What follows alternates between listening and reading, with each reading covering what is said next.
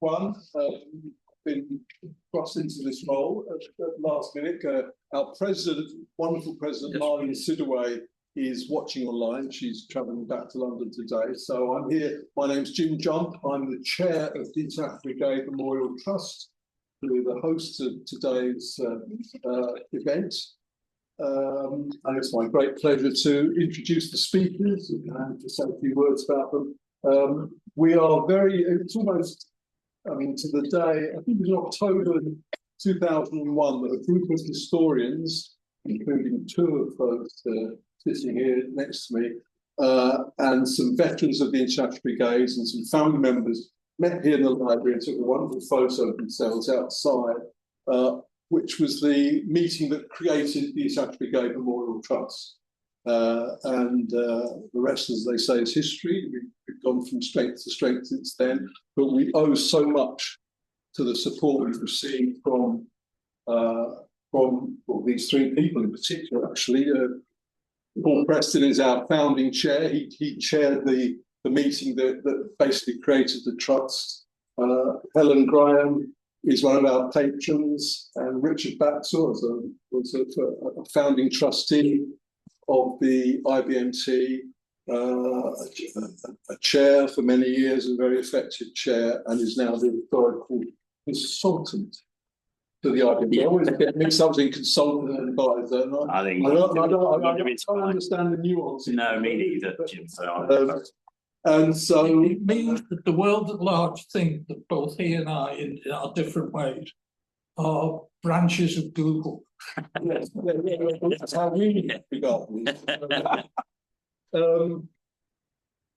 What can I say? I mean, they'll be familiar to most of you here. Paul Preston is arguably the world's foremost historian of causes, and consequences of the Spanish Civil War. Helen Graham is the Emeritus Professor of Modern European History at Royal Holloway, University of London. Her latest book is on sale at our store at the top there, The War and Its... I can't read my Shadow. I've read it. The War and Its Shadow. And equally, the two latest books, singular, the latest book by Richard and the latest book by Paul are both on sale at the store, both published by the wonderful Clapton Press, who I see represented here, which is great. Perfidious Albion, in the case of Paul's book, and Forged in Spain. Again, wonderful books, I recommend them. So they're going to speak on public support and government obstruction, differing British responses to the struggle of the Spanish Republic. So we're all very much looking forward to this. As I said, it's hosted by the IBMT. If you're not already a member, please join. I mean, these things don't happen by accident or by chance. They take organisation and resources to the rest of it. So that's it. Without further ado, maybe get Peter to say quick yes, about. Of course, yes, Peter. Sorry. No, Len Crome lecture. Yes, this lecture series is named after Len Crome, who was the Chief Medical Officer of the 35th Division of the Spanish Republican Army, the Popular Army, which included the International Brigades, and it's been running since the IBMT was founded. I think the first election was in 2002, and they've been a phenomenal resource. Some of the lectures have been published in book form, others are available online, and so I want to invite Peter Crome, son of Len Crome, to say a few words.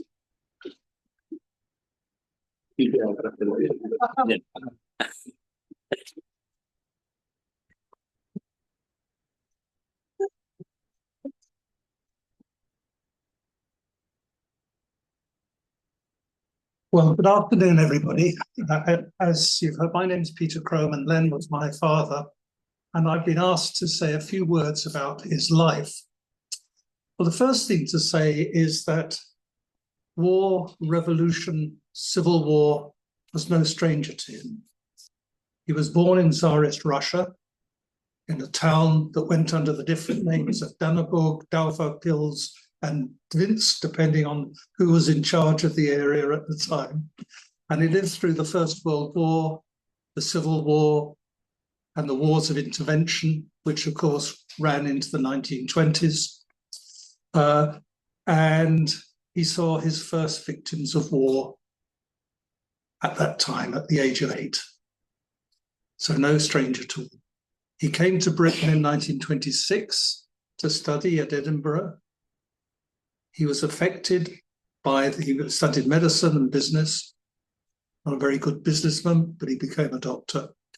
And when the Spanish Civil War broke out, he volunteered to go to Spain, first with the Spanish ambulance service, with the Scottish ambulance service, and then he joined the International Brigades.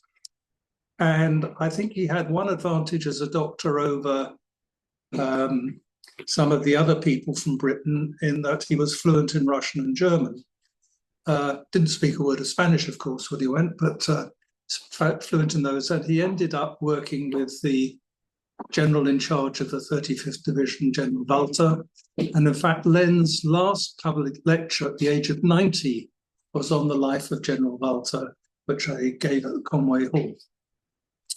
So coming back from Spain, the outbreak of the Second World War, he joined the British Army.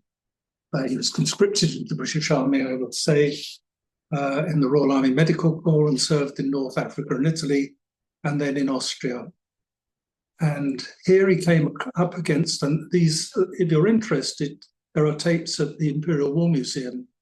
He was put in charge of the medical facilities for, first of all, the Cossacks who fought with the Germans, and then the remnants of the SS divisions formed by the Ukrainian units, who were prisoners of war in Italy, where I was born. He always had a deep interest in Spain, and he became the chair of the International Brigade Association, the last chair before it finished, before it came to an end, because there were not enough brigaders left to act as chair, secretary, and treasurer, who would take on those roles. So he was in Spain between beginning of 1937 and September 1938. He was at all the battles from Jarama to the Ebro. And his time in Spain, Paul has written about it, so he knows more about it than I do, because he's able to read the original source documents in Spanish. So Len was very keen that there should be an annual lecture by historians on Spain, about the Spanish Civil War and the consequences of it. And that's why the lecture series has been running so successfully over the last 20 years. I just want to finish because Ilana, my partner, asked me to make a comment about what he would have thought about the situation today. Disastrous. Not only, of course, the recent election in the United States, but the fact that civil war and conflict is going on throughout the world, in the Middle East and in Africa and on the Russian-Ukrainian border. So we can hope for better days. And I'll leave you with a better hour and a half given by the historian sitting here. Thank you very much.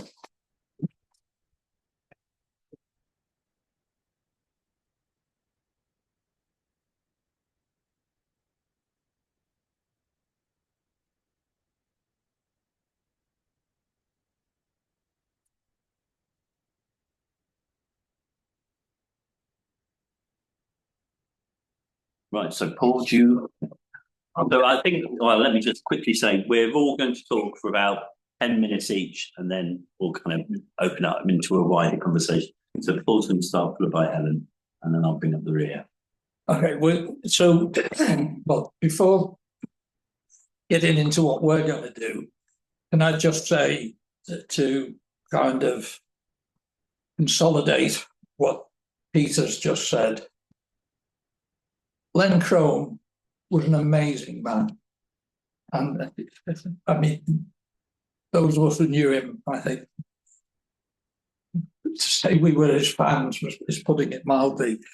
If anyone wants more detail of what Peter has just told us about his time in Spain, one of the chapters in my book, Perfidious Albion, is actually about Len. What we three, not witches, but anyway, what we three are going to talk about is various aspects of the British role in the Spanish Civil War. Some of what we say will be agreeable and some less agreeable, but can I just say that between us, we've spent over 100 years of research on the Spanish Civil War. And I think if there's one thing that pisses us all off more than anything else, is people who know FA about it, pontificating. And that, of course, includes George Orwell. But anyway, we will. There we go. Won't go into that for the moment. It seems to, anyway, sorry, just to explain what we are going to do. We're going to be talking about three aspects of the British response, or Britain and the Spanish Civil War. I'm going to be talking about the perfidy, as you would expect, of the Conservative government of the British establishment and all the things that it did to undermine the Spanish Republic. Helen will be talking about the huge popular humanitarian response, the things that people did in terms of sending food, medical aid, etc. And then Richard finally will be talking about the combatants, about International Brigade volunteers. I mean, there are lots and lots of areas that, as you can imagine, 10 minutes each to sum up 100 years of research is probably not ideal, but anyway, we'll do our best. I understand some of you want to be home by midnight, so we'll be as well behaved as we possibly can. Now, there are a number of kind of tropes about why Franco won the Spanish Civil War. The one that, the most popular one, shall we say, although the most recurrent one, is that he was helped by Hitler and Mussolini. That's absolutely true. Another one is that if only the Republic had given free rein to the anarchists, if only there'd been a popular revolution, then, and I mean, lots of reasons why this lunacy has been propounded over the years, but anyway, that's another one of the tropes.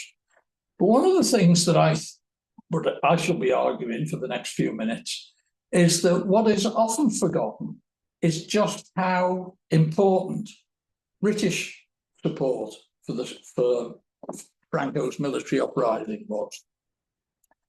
And the reasons for that, I think, are pretty obvious. First of all, I mean, it could be summed up by saying that the class interests of Britain's establishment outweighed the strategic interests of the British Empire. And interestingly, that's something that Winston Churchill spotted quite early on. There's a collection of his newspaper articles, almost all in the Daily Telegraph, that came out in the course of the Spanish Civil War. It's called Step by Step.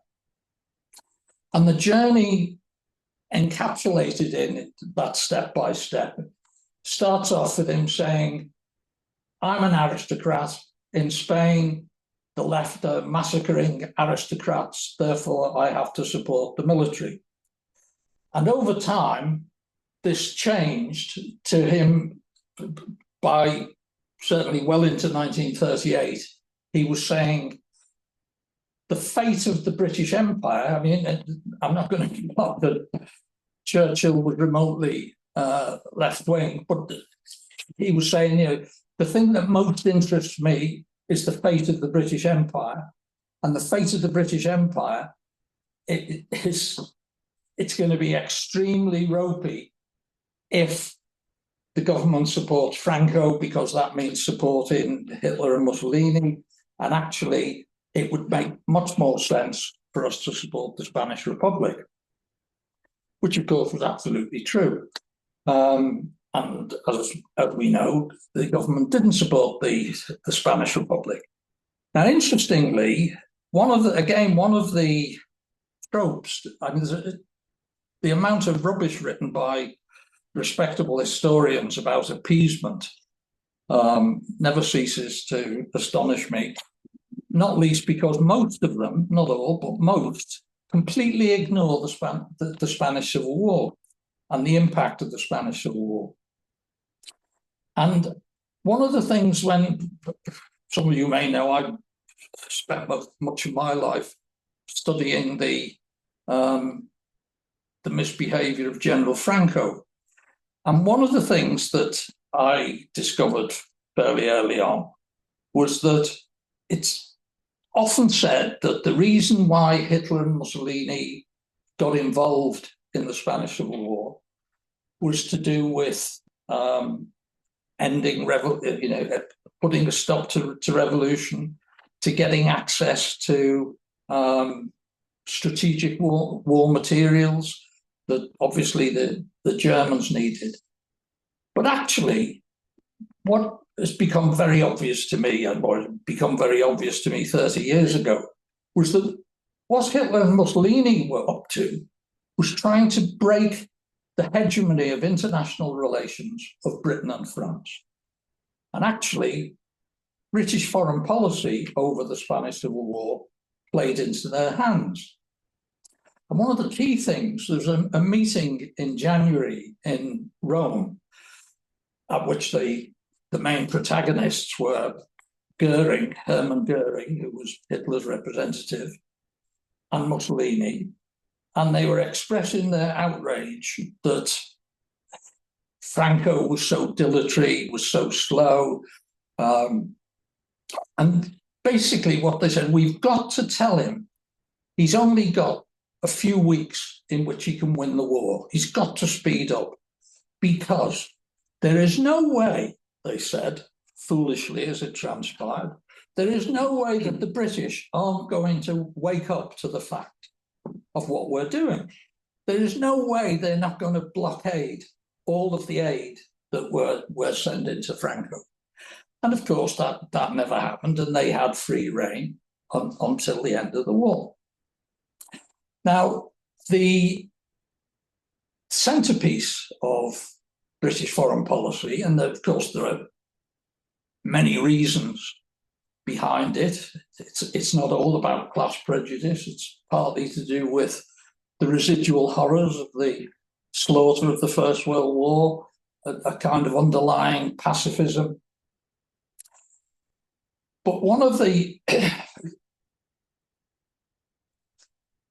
declared ambitions of British policy was to impose neutrality. So the Non-Intervention Pact, which initially was launched by the British and French and was very quickly signed by almost all of the great powers,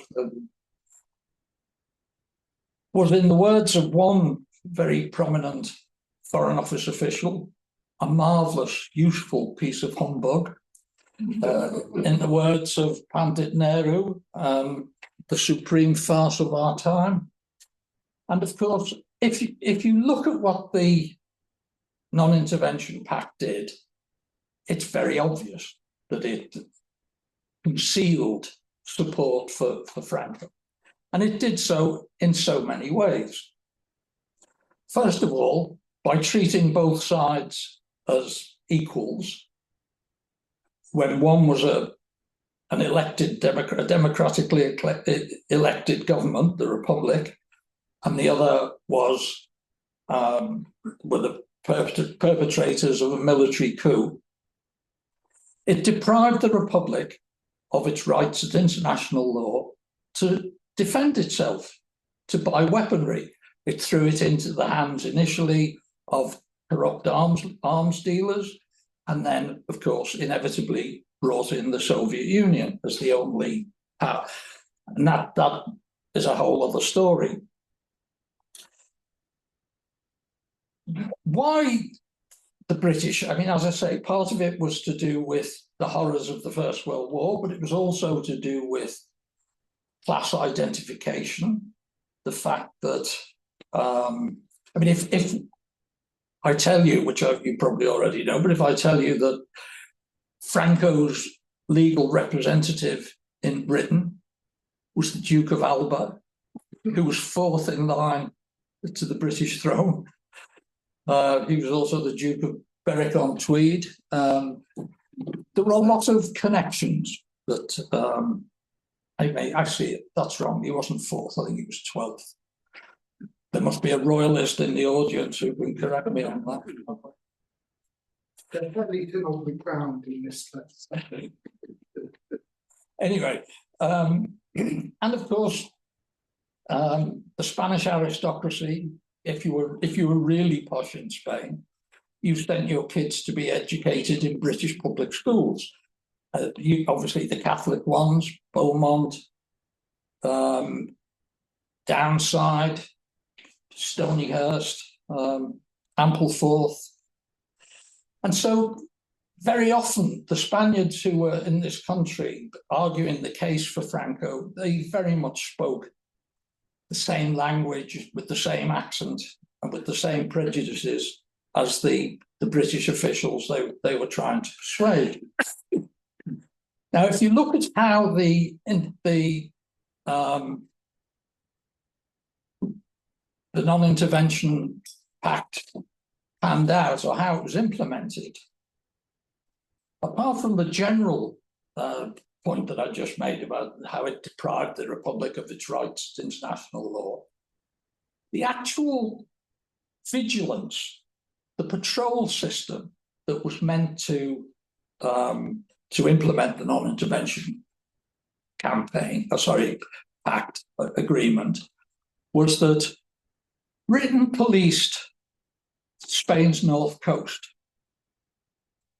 France policed the Atlantic coast round as far, and then round past Huelva and as far as Malaga. And then the southeast of Spain's coast was policed by the German Navy. And from Almeria up to the French border from Almeria to Alicante was the German Navy, and from Alicante to the French border was the Italian Navy. Now, of course, that meant that the areas that Britain and France were policing were already in the hands of the military insurgents, whereas the areas that the Republic still held and were dependent on external deliveries of weaponry and food and so on and so forth, were being policed by Hitler and Mussolini, which in a way tells you everything you need to know about the non-intervention agreement. Obviously, the role of the Italian and German navies were supplementary, just as their air forces were both on the side of Franco. And this, of course, led to a certain degree of heart-searching within the British cabinet.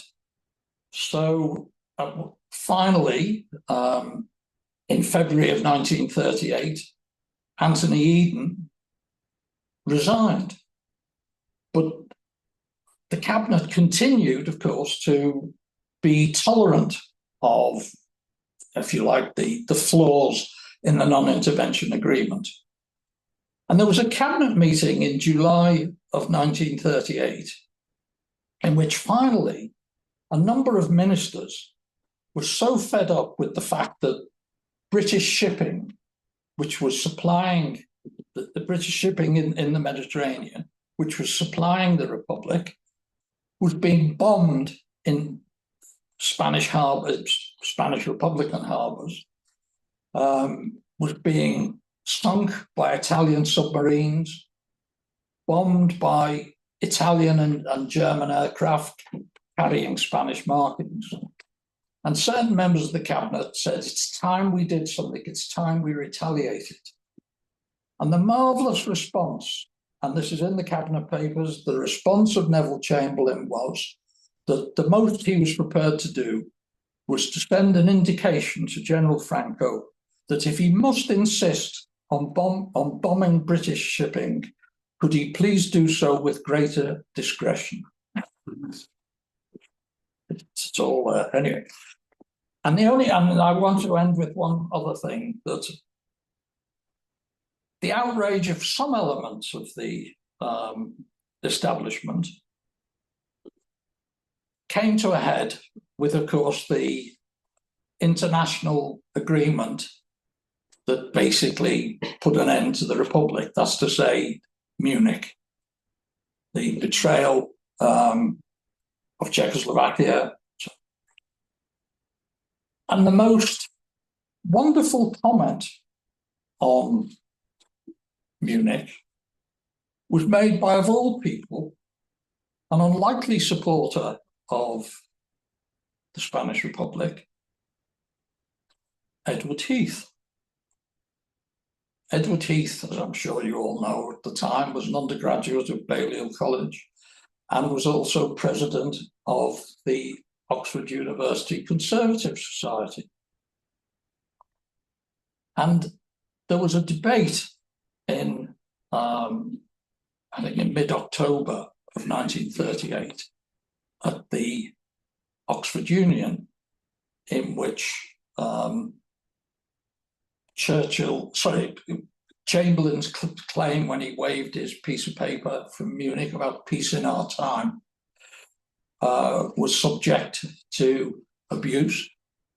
And the most memorable comment, and with this I'll end, was actually by Edward Heath, who said that the Prime Minister has turned all four cheeks to Hitler.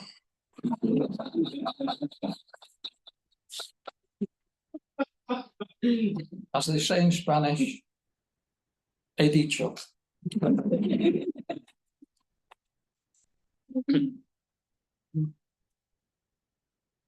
Sorry, you're right. Okay, you're on. You're on next. Okay.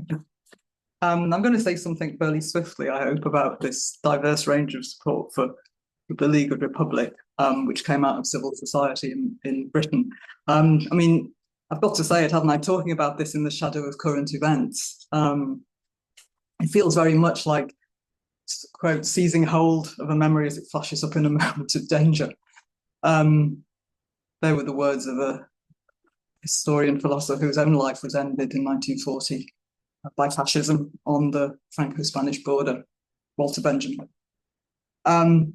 And obviously what we see today is forms of populist politics everywhere in the ascendant, and what, we can call it populism, but it's fascism by its real name.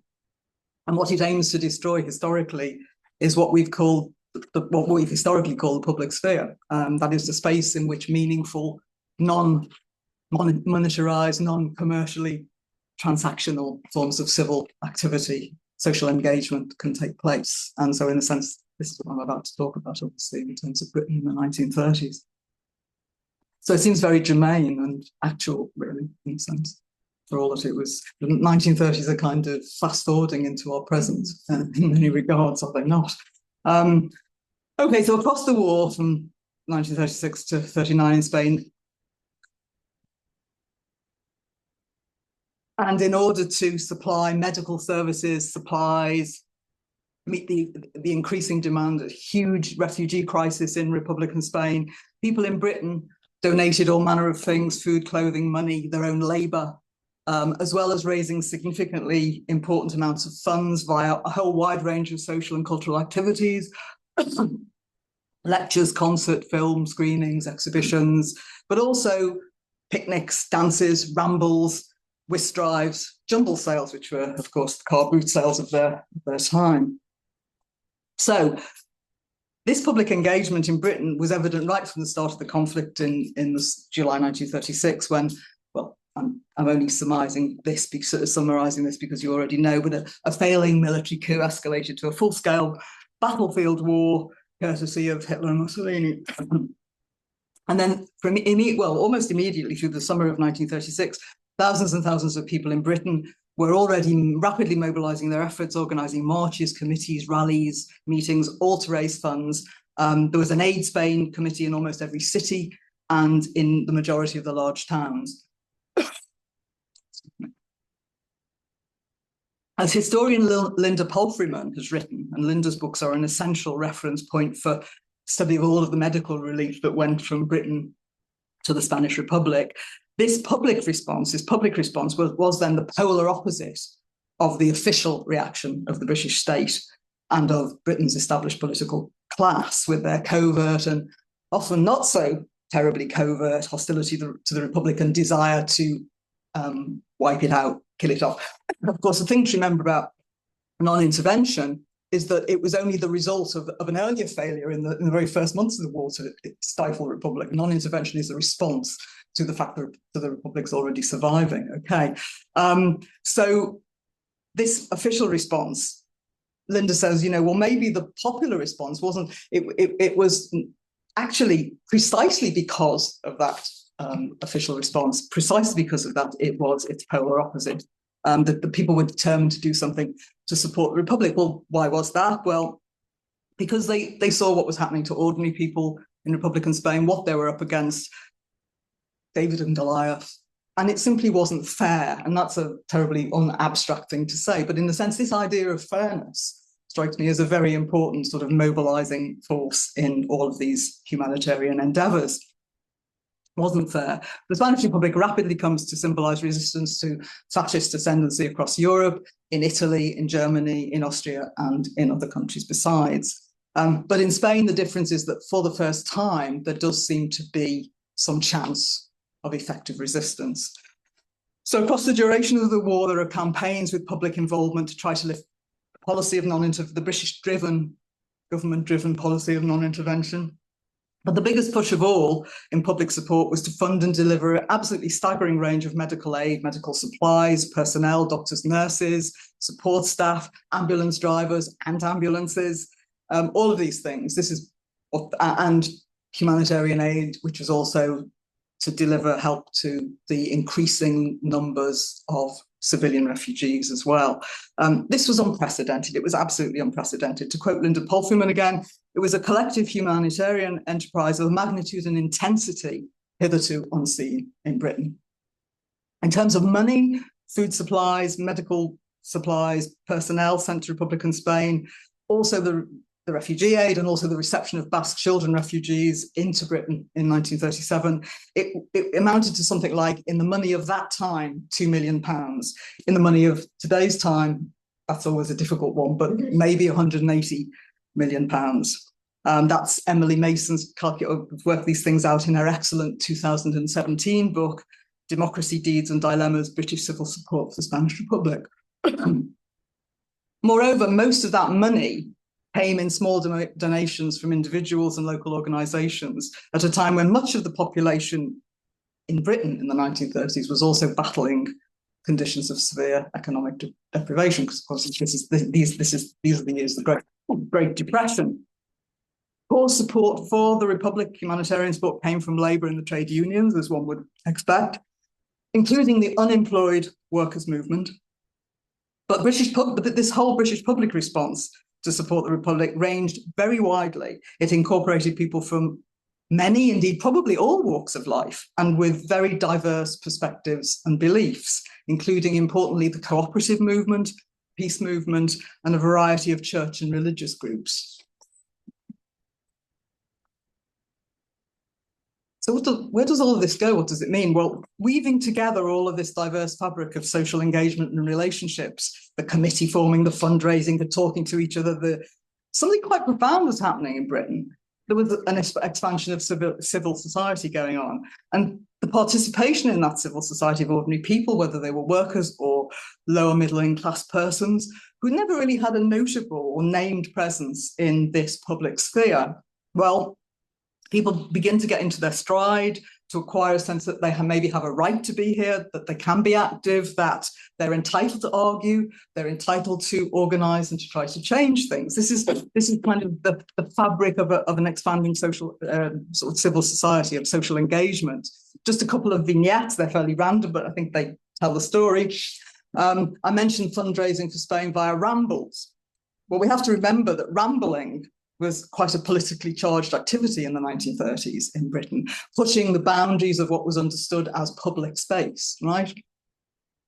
It was that pressure, the pressure of mass trespasses, or mass trespass in the 1930s, which opened the way to ordinary people having access to the countryside, the national parks, to have, you know, rambling associations as a mass activity. This is happening. So, you know, it's about public space and who's got a right to, and what is public space and who's got a right to be in it, right? Or take the case of the midwife Patience Darton, who went from delivering babies of the East End poor in London to nursing for the International Brigades on Spanish Republican fronts in Spain.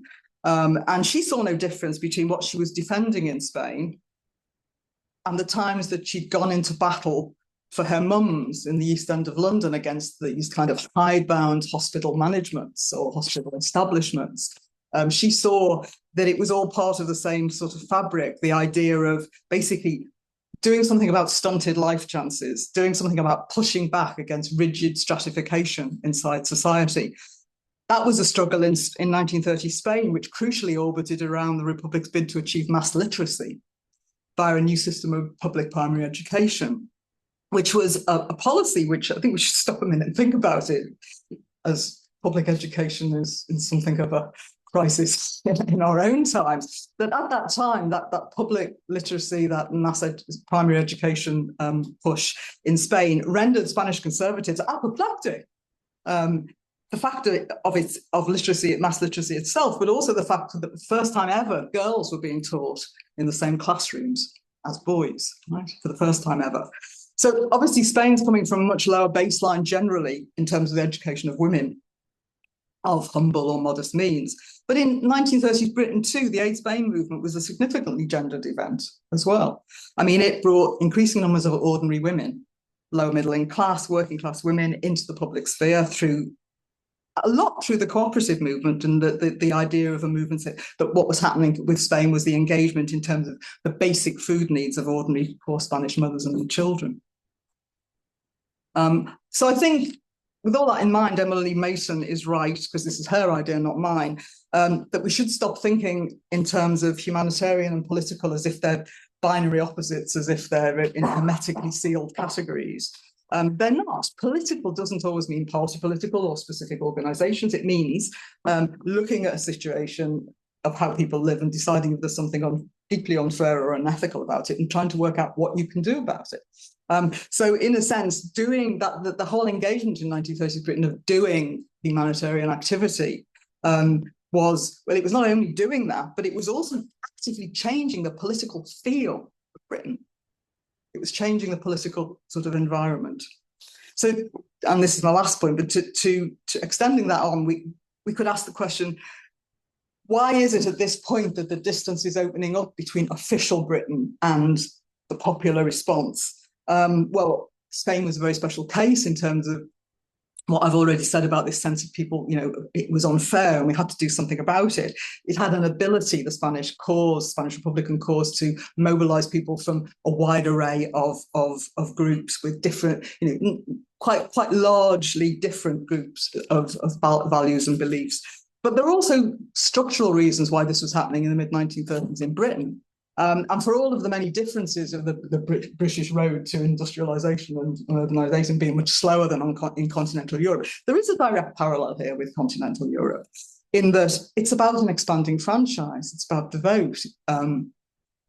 In Britain, with the 1918 and 1928 Representation of the People Act, both which were dividends of the War of 1914-18, the questions on the table of who speaks through politics, you know, what is politics going to look like, who's entitled to be involved in public life, And how those questions were being answered was also different. I mean, the mass trespass that I've just mentioned, politics was no longer just in Parliament, it was in other kinds of spaces and being debated by different kinds of people. That's true for 1930s Spain, but it's also true for 1930s Britain. I think that's worth bearing in mind. And so these laws of 1918 and 1928, they contributed to altering people's expectations and aspirations. And that came as something of a surprise, not to mention a shock, not only to the old elites of Europe, and including in Spain, but also to a lot of members of the establishment, political establishment in Britain. If you remember, well, I say remember, as some of you will know, that if we think about it, it would take until 1928 before women in Britain had the vote. That is to say, without any property qualification, with no other qualifications, the vote from age 21 onwards, 1928, that's 5 years before Spain. So, you know, that tells us something. What does it tell us? Well, this is my parting comment. Britain was a long-established constitutional state. But in the 1930s, it was also in the process of becoming a modern democratic state too. Two things are not synonymous, right? And public mobilization around Republican Spain was an important component in that process.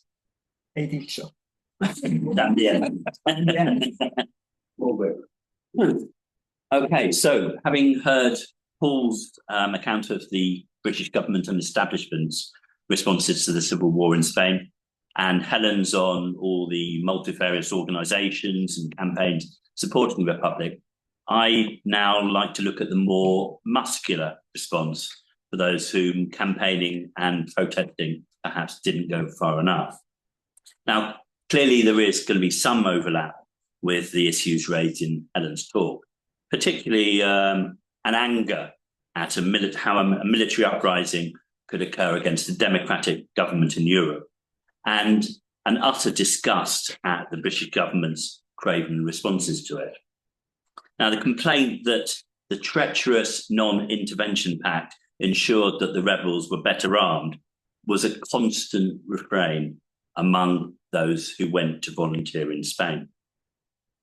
As the Liverpool trade unionist Jack Jones, who many of us will have known, once pointed out, since the governments of the world, governments like Britain and France, were not prepared to go to their aid and were standing on the sidelines, many of us felt that it was right to give whatever help we could in supporting them.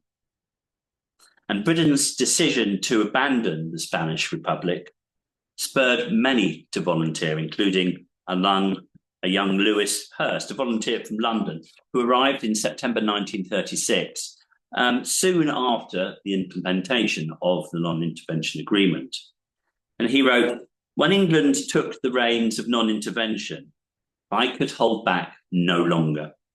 I put everything else aside and decided that I could not identify myself, even passively, being a socialist by both personal conviction and by family tradition, with this political farce. I decided to go to Spain to defend democracy with deeds." This raises an obvious question, of course. Why was campaigning in the UK not enough, and why were so many men, and in contrast to the Aid Spain campaigns, it was overwhelmingly men, why were they prepared to risk their lives in a country which very few had ever seen? And the reasons lying behind their decisions to volunteer are probably as numerous as the volunteers themselves, but there are a few points that can be made. For those who went to Spain, communists, members of the independent labour movement, trade unionists, and the rest, the decision to go to Spain was often the latest step in a political journey that many had been on for some time. And the origin of that journey lay not in Spain, but elsewhere in Europe. Now, as probably everybody in this room is fully aware, it was the rise of European fascism and its British variant, which was the primary motivation for volunteering. And I'll return to this in a minute. It was, however, not the only factor. The politics of many drew on experiences gained well before the foundations of what was Mosley's British Union Fascists in October 1932. The 1930s were for many an age of poverty, misery, and starvation. According to one history of the period, perhaps as many as a third of the working class in Britain in the early 1930s were living on basic incomes that were insufficient for basic human needs. And an empty stomach makes an empty head think, as one volunteer for Spain put it. And to read too. Many of the volunteers were autodidacts who spent their time reading their way through the Depression. For libraries were a place where the unemployed could seek solace and shelter as long as they didn't fall asleep. The London volunteer Jim Brown remembered developing a passion for economics, and he read Adam Smith and Ricardo, among others.